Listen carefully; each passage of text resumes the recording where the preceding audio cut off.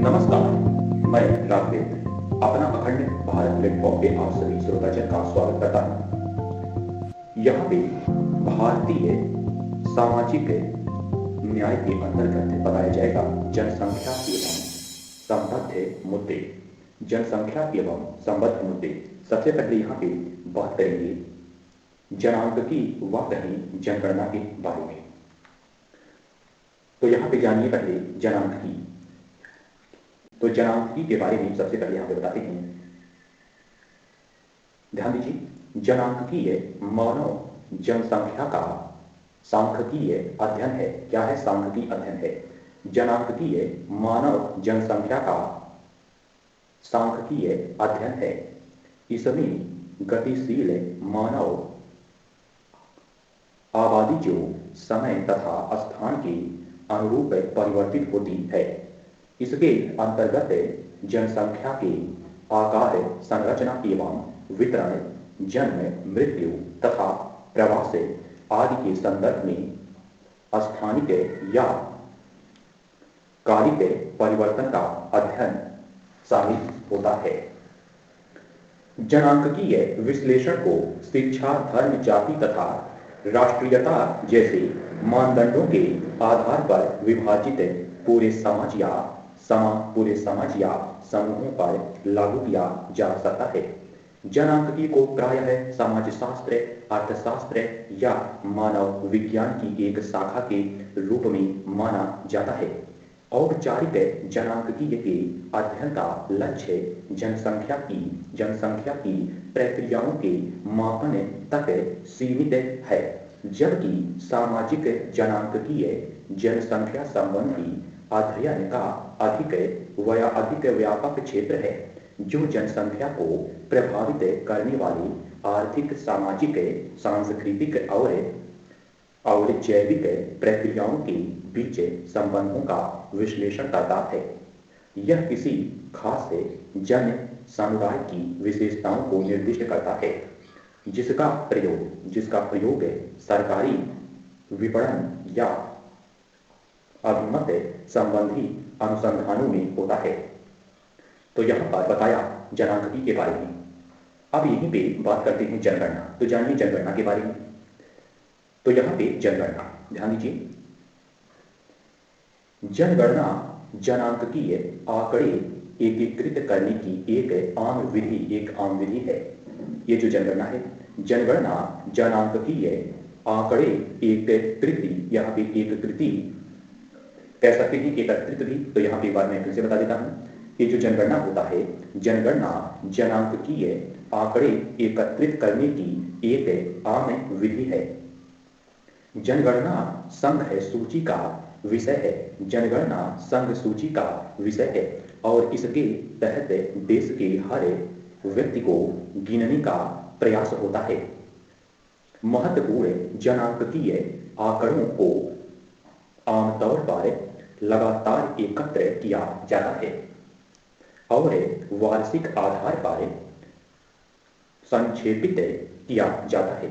जनगणना सामान्यतया प्रत्येक 10 वर्ष में होती है और इस प्रकार जन्म एवं मृत्यु के आंकड़ों के लिए सबसे विश्वसनीय व प्रामाणिक स्रोत जनगणना है।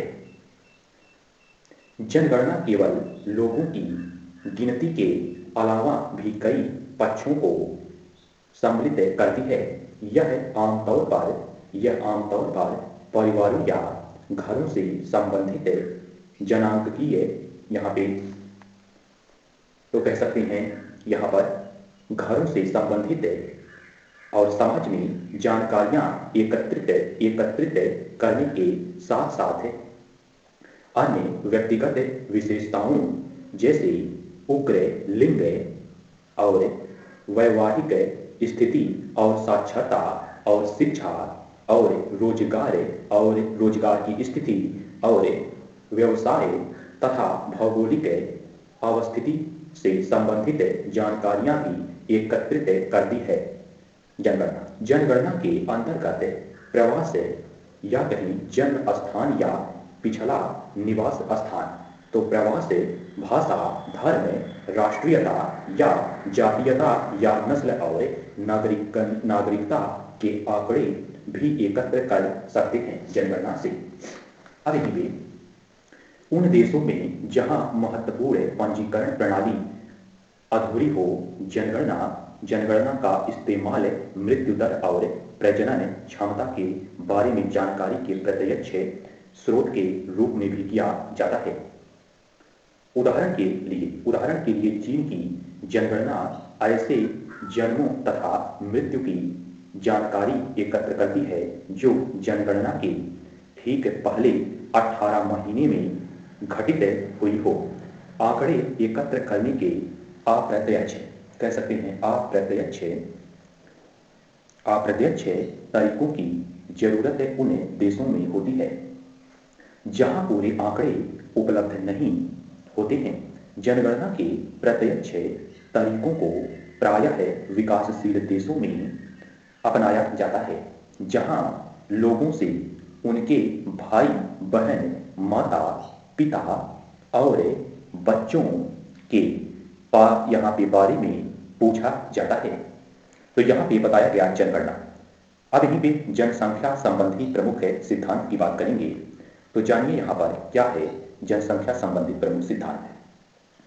तो यहाँ पर जनसंख्या का अध्ययन कुछ महत्वपूर्ण निश्चित सिद्धांतों पर आधारित है। ऐसे सिद्धांत ग्रीक दार्शनिक प्लेटो के समय से ही प्रतिपादित होते आए हैं। 18वीं और 19वीं सदी में कई सिद्धांत प्रतिपादित किए गए। इन सभी सिद्धांतों को प्राकृतिक तथा सामाजिक सिद्धांतों के वर्गों में बांटा जाता है। प्राकृतिक सिद्धांतों में सबसे महत्वपूर्ण है माल्थस और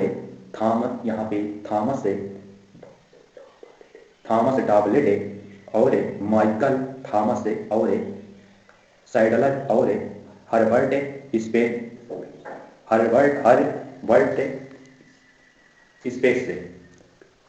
है। और अगले हैं पर्ल दा कैस्ट्रो आदि के सिद्धांत। सामाजिक सांस्कृतिक सिद्धांतों में हेनरी चार्च और यहाँ पे डयूमांटे और डेविड रिकार्डो तथा कार्ल मार्क्स के नाम उल्लेखनीय हैं। इनमें से कुछ प्रमुख सिद्धांत निम्नलिखित हैं जो इस तरह से बताते हैं। तो यहाँ पर है माल्थस का जनांक वृद्धि सिद्धांत। तो यहाँ बताया जा रहा है जनसंख्या संबंधी प्रमुख सिद्धांत। तो आइए इसी सिद्धांत में बात करते हैं माल्थस का जनसंख्या वृद्धि सिद्धांत। तो क्या है माल्थस का जनसंख्या वृद्धि सिद्धांत, इसके बारे में पॉइंट है। तो यहाँ पर ब्रिटिश शास्त्रीय एवं जनांकीय विशेषज्ञ प्रो थॉमस रॉबर्ट माल्थस ने 1798 ईसा में अपनी पुस्तक में जनसंख्या से जनसंख्या वृद्धि के तत्कालीन यूरोपीय संदर्भ को ध्यान में रखते हुए जनसंख्या वृद्धि संबंधी जैविक अवधारणा दी, जो निम्नलिखित आधारभूत मान्यताओं पर आधारित थी। पॉइंट इसमें जैसे जनसंख्या में वृद्धि ज्यामितीय गति से होती है, अर्थात 1, 2, 4, 8, 16 इत्यादि आदि। पॉइंट अब यहाँ पे खाद्य पदार्थों के उत्पादन में वृद्धि अंक गणितीय रूप से में होती है, अर्थात 1, 2, 3, 4, 5 आदि इत्यादि। पॉइंट जनसंख्या के दोगुनी होने की अवधि को माल्थस ने 25 वर्ष बताया था। उनके द्वारा बताई गई वृद्धि दर से 200 वर्षों में जनसंख्या एवं निर्वाह के साधनों का अनुपात यहाँ पर 256.9 का हो जाएगा। इस प्रकार जनसंख्या व खाद्य की आनुपातिक वृद्धि की अलग अलग प्रवृत्तियों के कारण खाद्य आपूर्ति की समस्या उत्पन्न होती है। अतः यदि स्वयं के नैतिक नियंत्रणों के रूप में जनसंख्या की वृद्धि दर पर नियंत्रण न पाया जाए तो प्राकृतिक कारणों अर्थात दुर्भिक्ष या कहीं संक्रमक बीमारियों या युद्धों आदि के द्वारा व्यापक अकाल मृत्यु होती है। इस प्रकार जनसंख्या खाद्य पदार्थों और संसाधनों के अनुपात में संतुलित होने लगती है।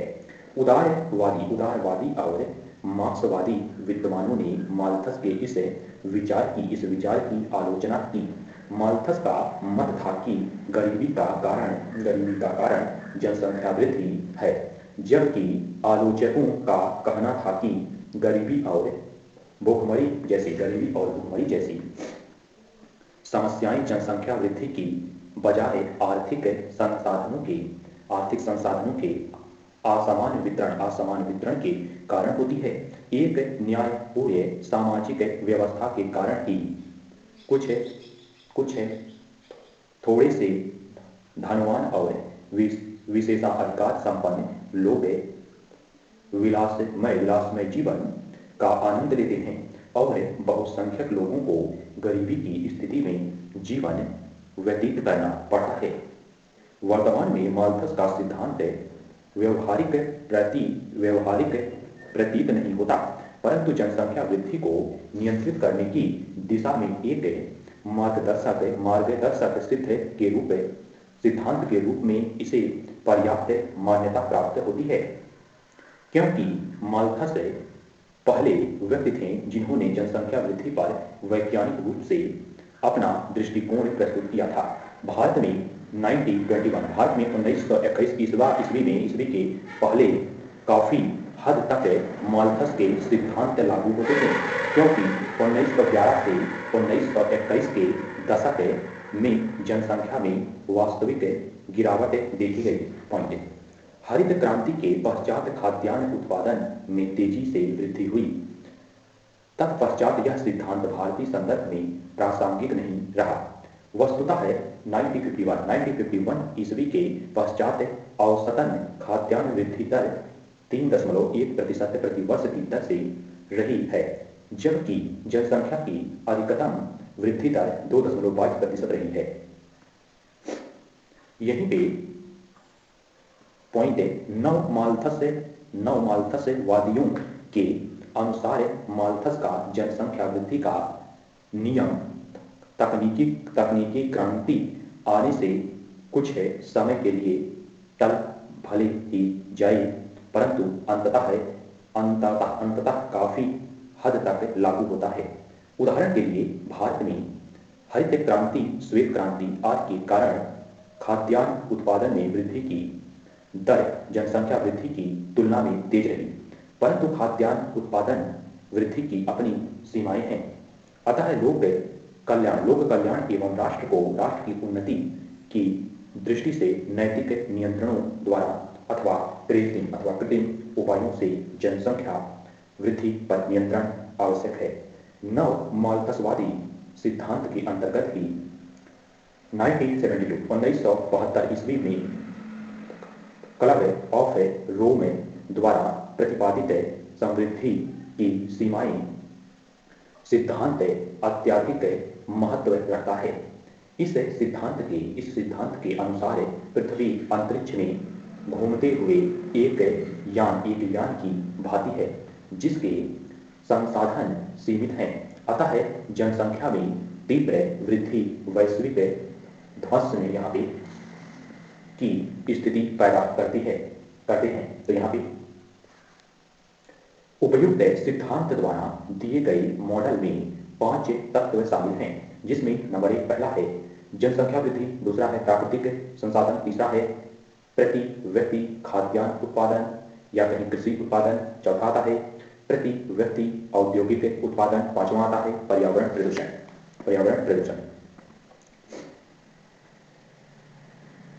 यहीं पे क्लब ऑफ रोम ने इन पांचों के संदर्भ में अधिकतम सीमा पर चर्चा की।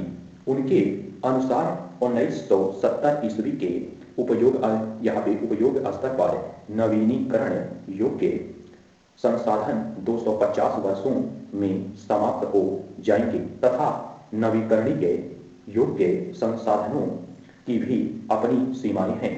संसाधनों की तुलना में जनसंख्या वृद्धि अधिक होने की अवस्था 2000 यहाँ पे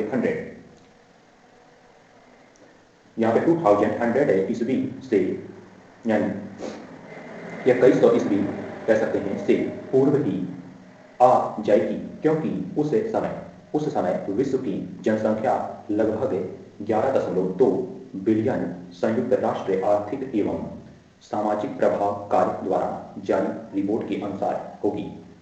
यहाँ पे अतः विश्व को चाहिए कि वर्ष 2050 तक जनसंख्या को शून्य वृद्धि पर स्थिर करने का प्रयास करें। इस लक्ष्य की प्राप्ति हेतु विकासशील देशों द्वारा जन्म दर घटाने की दिशा में ठोस प्रयास किया जाना आवश्यक है। तो यहाँ पे बताया गया, तो ये रहा माल्थस का जनसंख्या सिद्धांत, माल्थस का जनसंख्या वृद्धि सिद्धांत। तो यहाँ पे जनसंख्या संबंधी प्रमुख सिद्धांत जिसमें शामिल हैं अनेक विद्वानों का सिद्धांत, जिसमें मार्क्स का जनसंख्या सिद्धांत शामिल है, जिसमें अनुकूलतम जनसंख्या सिद्धांत शामिल है। तो इस तरह से कह सकते हैं यहाँ पे हर एक विद्वान का अपना अपना सिद्धांत है, अपना अपना मत है। तो यहाँ पे जनसंख्या संबंधी प्रमुख सिद्धांत के बारे में कुछ विशेष पॉइंट बताया गया, और इसके पहले यहाँ पे जनगणना के बारे में बताया गया, और सबसे पहले जनांकिकी के बारे में बताया गया। तो आज का लेक्चर बस इतना ही। तो यहाँ पे जनसंख्या एवं संबद्ध मुद्दों के अंतर्गत इतना चीजों भी बताया गया। मिलते हैं अगले वीडियो में अगले जानकारी के साथ। तब तक के लिए जय हिंद, जय भारत, नमस्कार।